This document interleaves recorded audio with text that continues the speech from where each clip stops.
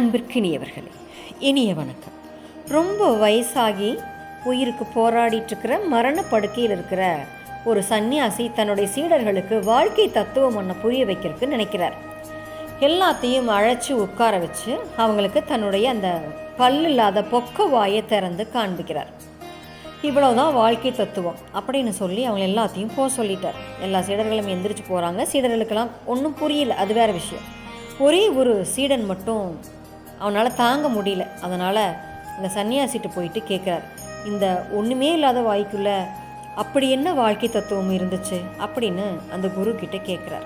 அப்போ அந்த குரு கேட்குறாரு, என் வாய்க்குள்ளே என்ன இருந்துச்சு, என்ன தெரிஞ்சிச்சு உங்களுக்கு அப்படின்னு கேட்குறாரு.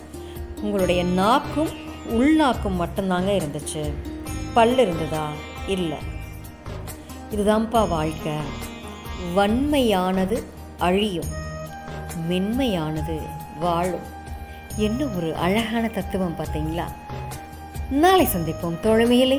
மகிழ்வுடன் விஸ்டம் மெட்ரிக் மேல்நிலைப்பள்ளி செய்யாற்றை வென்றார்.